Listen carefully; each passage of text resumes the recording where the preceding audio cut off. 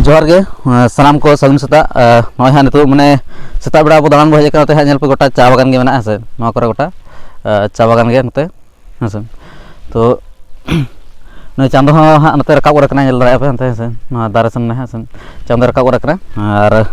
अड़ी चेहरा बुझे नवा करे दाड़ा बड़ा है माने सेता सेता चा से नोडना जहाँ व्यू में अड़ी चेहरा माने हरियर के गोटा नेलोग कना गोटा पड़ा हरियर के जामा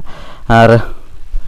तेहनी हाँ माने नय हुईना माने नोडे असम हेज काते हाँ माने हाँ ओड़ा खना माने 19 तारीख हुई कना और नोडे असम जहाँ गोलाघाट डिस्ट्रिक्ट में तो हाँ सेटर हुई लेना माने हाँ जखना 21 तारीख हिलो और 21 तारीख हिलो सेटर काते नपरे और नते हाँ जहाँ अपर असम जहाँ चेतान मुचाद हाँ जहाँ माने हाँ 300 डिस्ट्रिक्ट जहाँ हेज हुई कना से तो नोडे दो एक्चुअली हाँ महादेव हेज हुई कना माने 2 दिन हुईना से तो निया जहाँ तलारे अड़ीगान हर सला नापाम हुईना से हानते रहो अड़ीगान हर सला नापाम हुईना नते हेज काते नते रहो नापाम हुईना और अड़ीगान गल्प को हुईना से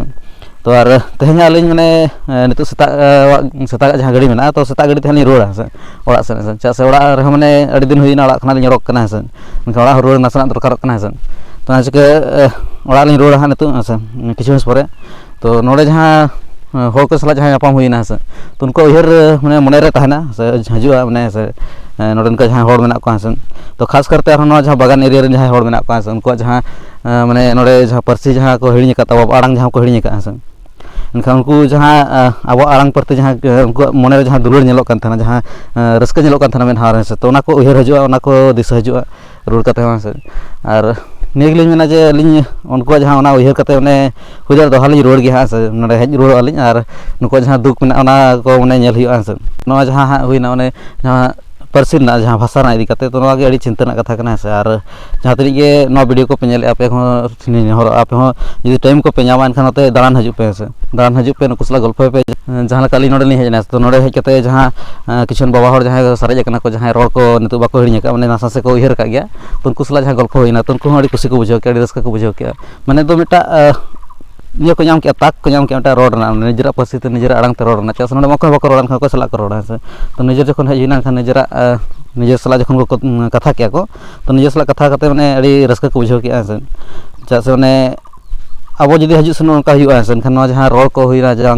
अब जहाँ कल्चर को हुईन तबा से एने सेरें आरिचाली को जहाँ हुईना से माने जपड़ा तहना और माने बाय हिड़िñो है से तो ना चिका माने आपे ठन नीलिन होरा जुदी टाइम को पे नामा से आपे हजु पे और नुकु सला माने नसा दुरुब पानते जंगो पे कथा जंगो पे है से नतर किछुन गिद्रा माने स्कूल को चला कान तबा है से अदो उनको कुलिñो कना सना आमा नितुम दो मेरा नाम है पुष्पांजलि टुडू। संताली नहीं आती? नहीं आती। ठीक है। कितना क्लास पढ़ रही? 9 क्लास 9 क्लास में। हाँ। स्कूल का नाम? इसका नाम रूपाई हाई स्कूल। ठीक है, बहुत अच्छा है। ठीक से पढ़ाई कीजिएगा ना? हाँ ठीक है। और आपका नाम क्या? संध्या टुडू। संध्या टुडू। टुडू, अच्छा ठीक है, बहुत अच्छा है। आप लोग से बात करके बहुत अच्छा लगा है ना। ठीक है, थैंक यू। तो नित हाँ जो हाँ रोड होना 300 खुना नोड़े हाँ नित सरपथार में लिया नोड़े हाँ मिट्टा ओड़ा हजना एक्चुअली मैंने किसान जिनिस कटे कुछ बुझाना तो कटी देखा पे लगे ना से तो पे नल दाड़ा ना चिकीते ओलकना है ना दंग सरेजना चिकीते ओलकना है तो नड़ा एक्चुअली हाँ नड़ा जहाँ सुभाष चंद्र मुर्मू है तो सुभाष चंद्र मुर्मू तक ओड़ा ना बंगा तला तो हाँ नोड़े जहाँ निजे बना से टोठारे माने पुलो माने चिकी बड़ाई तहकना तो खुना अड़ियान को चेद इदी को हाँ तो ना हाँ 22टा 23 होना हाँ 10 बजे 10:30 बजे लगे नित हाँ स्टेशन हज ओड़ा से रोड होना से मैंने ओडक होना स्टेशन हाँ तिंगू होना गाड़ी वेट होना से तो नित हाबी हाँ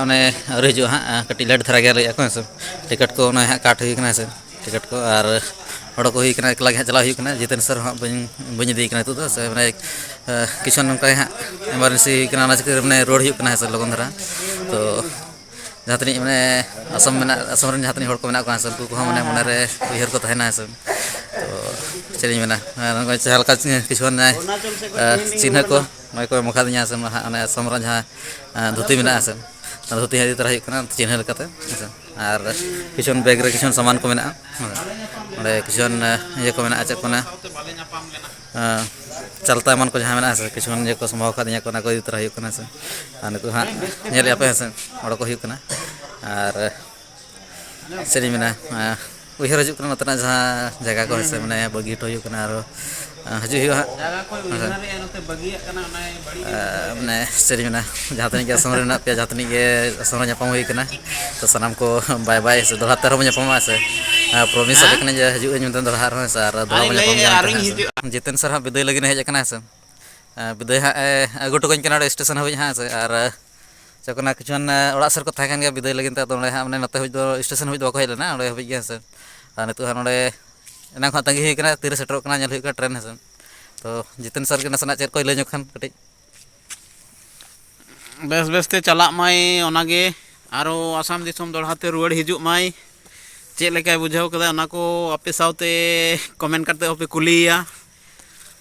तो आरो बढ़ती तो चेक मेना जतो गे गुड नाइट तो नौका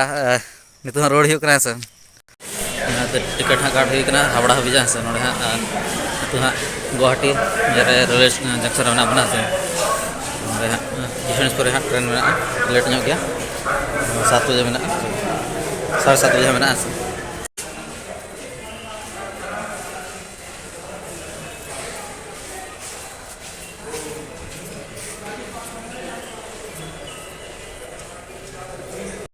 तो सेता सेता गुवाहाटी नजारा गाड़ी को तिंगू पूरा सड़क पर मैंने भीड़ भाड़ गया हर को हजू सेनों सेता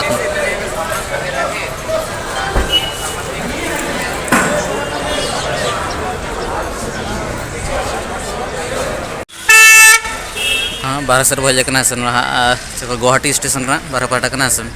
तो नौका हाँ व्यू में तो समार हाँ को बनाव का तो एक्चुअली हाँ मैंने लगिन से मैंने ट्रेन दो सर रियल वाला ट्रेन दो मैंने लगिन देखा को बनाव का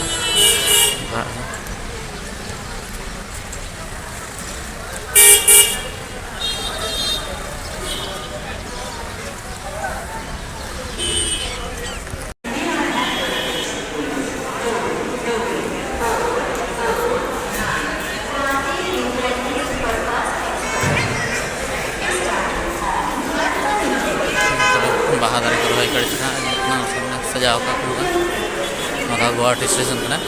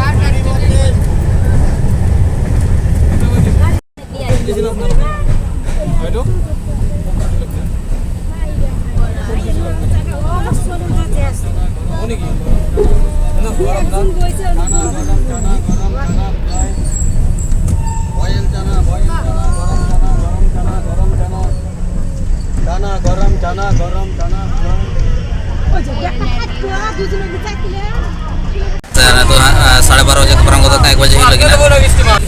नोड़े तो फकीरग्राम सेटर से मैंने खोखड़ा झाड़ तो परम हुई से और गपा हाँ सेता तो सेटर हावड़ा से हाँ वीडियो हाँ बोले बी बना से तो वीडियो तो अपलोड तबा से जहाँ को जुदी कुछ लाइक तब पे और शेयर तब पे और निया पर हाँ वीडियो हाँ गपा हाँ बना गया और हाँ बना गया जहाँ किसी मैंने रिव्यू वीडियो को बना रिव्यू वीडियो मैंने हाँ किसान जहाँ मैंने कैमरा समार बांग कथा से तो कथा को लैन पे चे कथा को अंतना मैंने चे बड़ा नाम लैन पे हाँ तो चैनल बना तहन पे वीडियो उनका दिन के पे लाइक तब पे शेयर तब पे और चैनल सब्सक्राइब करते दो पे जोहार।